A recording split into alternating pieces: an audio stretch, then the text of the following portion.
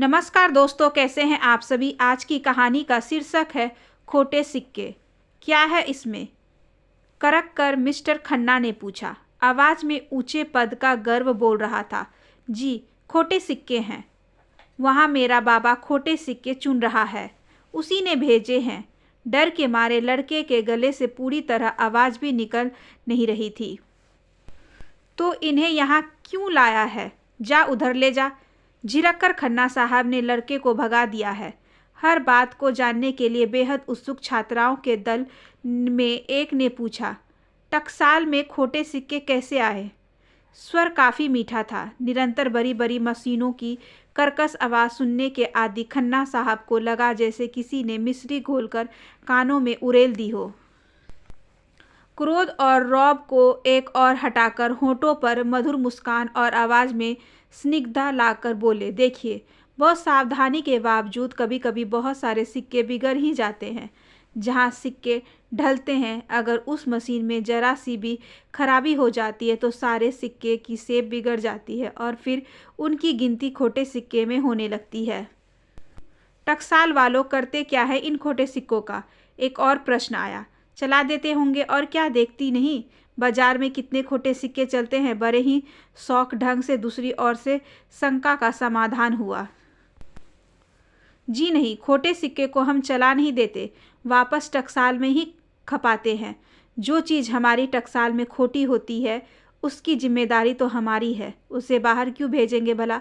खन्ना साहब ने इस ढंग से कहा मानो बता रहे हों, देखो हमारी नैतिकता को। हमें क्या इतना गया गुजरा समझा है कि आप गलती को दूसरे के सिर मढ़ दें? खन्ना साहब टकसाल के उच्च पदाधिकारी हैं। वे गाइड का काम कभी नहीं करते, पर परसों जब उन्हें सूचना मिली कि लखनऊ से किसी कॉलेज की छात्राओं का एक दल कलकत्ते के दर्शनीय स्थलों को देखने के लिए आया है और वे टकसाल देखने की भी अनुमति चाहता है, तो सहर्ष अनुमति देने के साथ ही दिखाने के लिए वे स्वयं ही तैनात हो गए। ठीक 11 बजे बस पर से करीब 20-22 छात्राओं ने 2 अध्यापिकाओं के साथ टकसाल में प्रवेश किया। रंग बिरंगे दुपट्टों और विभिन्न प्रकार के सेटों में मिलीजुली सुगंध से जैसे एकाएक ही वहाँ मधुमास आ गया। बड़े तपाक से खन्ना साहब ने सबका स्वागत किया और बड़ी नम्रता से उनका परिचय दिया। उससे भी अधिक शालीनता और विनय से परिचय दिया अपने पद और गौरव का। एक बार सतर्क नज़रों से सबके चेहरों को पढ़ा कि उस पद का रौब आंखें फाड़ फाड़ कर अपने चारों ओर देखती, खुसुर फुसुर करती, एक दूसरे को ठेलती उन लड़कियों पर भी पड़ा या नहीं। इसके बाद टकसाल का संक्षिप्त इतिहास बताते हुए उन्होंने अंदर प्रवेश किया। एक चपल सी छात्रा ने अपने स्वभाव से भी अधिक चपल दुपट्टे को काबू में रखने का प्रयास करते हुए कहा, हमारी तलाशी नहीं ली जाएगी टकसाल में। सुनते हैं कि यहाँ घुसते ही निकलते हुए सबकी तलाशी ली जाती है। आप लोग तो हमारी मेहमान हैं। मेहमानों की भी कोई तलाशी लेता है भला? वह तो यहाँ काम करने वाले मजदूरों की तलाशी ली जाती है। मुस्कुराकर खन्ना साहब ने कहा। सबसे पहले वे एक बड़े हॉल में पहुँचे जहाँ कई भट्टियाँ बनी हुई थी। इन भट्टियों में कच्ची धातु को गलाया जाता है। यह कहकर जैसे ही खन्ना साहब ने एक भट्टी में मुंह का ढक्कन खोला कि भट्टी के पास झुर लगाकर खड़ी लड़कियां झटका खाकर 2 कदम पीछे हट गई। आग की एक लहर जैसे सबको झुलसा गई। खन्ना साहब ने बताया, यह तो साधारण भट्टी है, आपको बिजली की भट्टी भी दिखाऊंगा। उसमें तो आप बिना रंगीन चश्मा चढ़ाए देख भी नहीं सकती। लगता है जैसे सूरज सामने उतर आया हो। इसके बाद उन्होंने सारी प्रक्रिया समझाई कि किस प्रकार कच्ची धातु को गलाकर सिक्कों के उपयुक्त बनाया जाता है और उसके लंबे लंबे बार्स बनाए जाते हैं। बड़े धैर्य और रुचि के साथ वे हाथों का संकेत कर करके समझा रहे थे और सारी छात्राएं उसके चेहरे पर यूं नजरें गड़ाए सुन रही थी मानो वहाँ का सारा ज्ञान सोख लेगी। खन्ना साहब कोई चीज़ हाथ में उठाते तो 20-22 सिर इस तरह चारों ओर घिर आते मानो गुड़ डली हुई मक्खियाँ बैठ गई हो। जिस किसी भी हॉल से वे गुजरते वहाँ काम करने वालों की गति अपने आप ही बढ़ जाती। वे और अधिक मनोयोग और कुशलता से काम करने लगते। कभी कभी खन्ना साहब किसी मशीन के पास खड़े हो जाते और रोबीले स्वर में हुक्म देते, मशीन को चला दो। झटके से मशीन चलाई जाती और खन्ना साहब उसका ब्यौरा समझाते। साथ में आई हुई अधेरावस्था की अध्यापिकाएं शुरू से ही खन्ना साहब की उपेक्षा पा रही थी। उन्हें खन्ना साहब की लड़कियों में यह आवश्यकता से अधिक दिलचस्पी और आकर्षण अच्छे नहीं लग रहे थे। वे ठेल मेल में कभी जाने अनजाने में लगे हल्के फुल्के धक्कों को भी काफ़ी संदेह की नज़र से देखकर जब तब छात्राओं को फटकार देती थी, तुम लोग सिर पर क्यों चढ़े जा रही हो, दूर रहकर क्यों नहीं देखती सुनी। और एक बार छात्राओं के झुंड और खन्ना साहब से संतोषजनक दूरी उत्पन्न कर देती। पर छात्राओं की अत्यधिक जिज्ञासा और आतुरता तथा खन्ना साहब की आवश्यकता से अधिक रुचि में वे दूरी कब और कहाँ खो जाती कोई जान ही नहीं पाता। घूमते घूमते वे एक बड़े से हॉल में आए, जहाँ की दैत्याकार मशीनें कान के पर्दे फाड़ देने वाली आवाज़ में बेहताशा दहाड़ रही थी। खन्ना साहब के शब्द उसी भीषण गर्जन में भी खो जाते थे। परिस्थिति का फ़ायदा उठाकर मुंह को अति निकट लाकर वे बता रहे थे, यहाँ पर तैयार धातु के बड़े बड़े बोर्स को पतला किया जाता है। छात्राएं मशीनों से काफ़ी दूर खड़ी थी, फिर भी उनका शरीर जैसे झुलसा जा रहा था। आँख से लाल लंबी लंबी सलाखें पटपटाकर उस ऊपर से नीचे गिर रही थी और नीचे हाथों में बड़ी बड़ी सरासियाँ लिए मजदूर उस सलाखों को उसी गति के साथ उठा कर पास ही पानी की नालियों में पटकते जा रहे थे। नालियों का पानी बुरी तरह खौल रहा था और उनमें से गरम गरम भाप उठ रही थी। आकर प्रकार को देख ही जाना जा सकता था कि ये सलाखें उठाने वाले जीव मनुष्य हैं, वरना उसके भाव शून्य चेहरे और मशीनों की तरह निरंतर खटखट चलते हाथों को देखकर मशीन का ही भ्रम होता था। शोक हसीन और कमसीन छात्राओं की उपस्थिति भी उन मजदूरों की गति में किसी प्रकार का व्यक्ति कर्म उपस्थिति नहीं करा पाई थी। वर्षों से निरंतर मशीनों के बीच काम करते रहने के कारण वे सावनी समा और बसंती बहारों को शायद भूल चुके थे।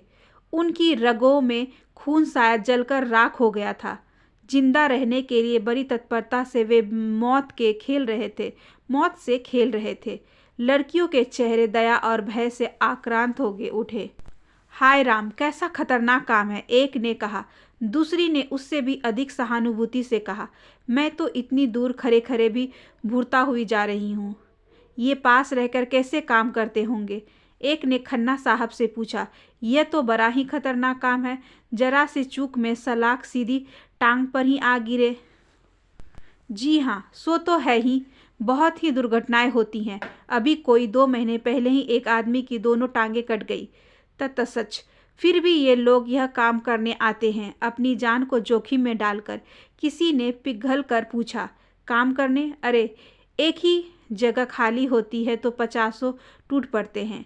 आप जानती नहीं, हमारे देश में इंसान की जान बड़ी सस्ती है। चलो बाबा यहाँ से, यहाँ तो अब देखा नहीं जाता। इस भीतस दृश्य को देखना उन लोगों के लिए शारीरिक और मानसिक दोनों ही दृष्टियों से असहाय हो रहा था। वहाँ से चलकर उन्होंने एक एक करके सब देखा कि किस प्रकार तांबे के इन मोटे मोटे बारों को पतला किया जाता है, फिर पैसे के आकार के गोल गोल टुकड़े काटे जाते हैं। उन पर राजकीय मोहर और सन की छाप पड़ती है। उन्हें साबुन और सोडे के पानी में धोकर साफ किया जाता है। फिर 5-7 आदमी बैठकर ढेरियां बनाकर अपने सधे हाथों से खोटे सिक्के चुनते हैं और उन्हें बकौल खन्ना साहब वापस मिट में ही खपा दिया जाता है। और यह सब देखते देखते लड़कियों का ताज़ा गमकते चेहरे क्लांत होकर मुरझा गए। वहाँ पर उन लोगों के लिए चाय और जलपान की व्यवस्था भी थी। 2 नौकर खन्ना साहब की आज्ञा प्रतीक्षा में हाथ बंधे खड़े थे। नाज नखरों से पली ये लड़कियाँ, जिन्हें कभी गरीब या अभावों की छाया ने भी नहीं छुआ था, मजदूरों की उस भीतस झांकी को देखकर बड़ी आतंकित हो उठी थी। बैठते ही पूछा, इन मजदूरों को तनख्वाह क्या मिलती होगी? 60 रुपये मासिक। आदमी यूं 60 रुपये की खातिर अपनी जान जोखिम में डाल देता है। एक ने अपार आश्चर्य और दहशत से पूछा, संसार को मात्र किताबों के द्वारा जानने वाली इन अनुभवी विहीन छात्राओं की बुद्धि पर खन्ना साहब मुस्कुरा उठे। गद्दीदार कुर्सियों पर बैठकर रसगुल्ले और गर्मा गर्म समोसे खाती हुई उन छात्राओं का दिल मजदूरों की दुर्दशा पर करुणा से पसीजा जा रहा था। तभी बाहर से एक औरत के रोने की आवाज़ से बातों का क्रम टूट गया। खन्ना साहब की भौहों पर सलवटें उभर आई। परिस्थिति समझने के लिए वे कुर्सी से उठे ही थे कि एक मैले कुचेले कपड़े पहने, आंख नाक से पानी बहाती बुढ़िया भीतर चली आई और खन्ना साहब के पैरों पर गिर पड़ी। घृणा से खन्ना साहब ने पांव खींच लिए। गुस्सा उनको इतना आ रहा था कि यदि ये कोमल शरीर और उससे भी कोमल दिल वाली लड़कियां उस समय वहां ना बैठी होती तो उसके सिर पर कसकर लात जमा देते। करक कर खन्ना साहब ने पूछा, कौन है तू? यहाँ कैसे चली आई? तभी रोकता थामता चपरासी आ गया। उसने बताया कि 2 महीने पहले जिस मजदूर की दोनों टांगें कट गई थी, यह उसी की स्त्री है। स्त्री रोते रोते सिर पटक पटक कर हाथ जोड़कर वह कह रही थी, उसे कोई छोटा मोटा काम दे दीजिए सरकार, नहीं तो हम भूखों मर जाएंगे। बैठे बैठे वह खोटे सिक्के चुनने का काम ही कर देगा। दिमाग खराब हो गया है। जिसके दोनों टांगे नहीं वह क्या खाक काम करेगा? चलो हटो यहाँ से। मौके बेमौके सिर खाने आ जाते हैं। अब कहाँ जाए सरकार? 20 साल तक आप लोगों की नौकरी की, आपकी नौकरी में ही टांग गई। अब कहाँ जाए सरकार? हम पर दया करिए, नहीं तो बाल बच्चे भूखे मर जाएंगे। नौकरी में टांग गई तो मुआवजा नहीं मिल गया 200 रुपये। अब क्या जागीर लिख दूँ उसके नाम? चपरासी बाहर निकालो इसे। मेरे आदमी को बेकार कर दिया। अब वह कहाँ जाए? उसे यहीं कोई काम दे दो हजूर। नहीं तो पर वह वाक्य पूरा करती, इससे पहले ही चपरासी उसे घसीट ले गया। लड़कियों के चेहरों पर व्याप्त करुणा को देखकर खन्ना साहब के लिए सफाई पेश करना जरूरी हो गया था। बोले, टांगे कट गई तो हमने 200 रुपये मुआवजे के दे दिए, हम कर भी क्या सकते हैं। यूं इन लोगों को यहाँ बिठाना शुरू कर दे तो टकसाल अपंगों का अड्डा ही बन जाए। आए दिन ही तो यहाँ ऐसी दुर्घटनाएं होती रहती हैं। इसके बाद बड़ी कुशलता से उन्होंने बात का प्रसंग बदलकर ऐसे चुटकुले सुनाना शुरू किया कि लड़कियां हंस हंस कर दूहरी होने लगी। आशा करती हूँ कि आज की ये छोटी सी कहानी आपको अच्छी लगी होगी। अगर अच्छी लगी हो तो please like, share and subscribe करें हमारे चैनल को। ज़्यादा से ज़्यादा शेयर करें और बेल आइकन को ज़रूर प्रेस कर लें ताकि अगली वीडियोज़ की नोटिफिकेशन आपके पास सबसे पहले पहुँचे। धन्यवाद।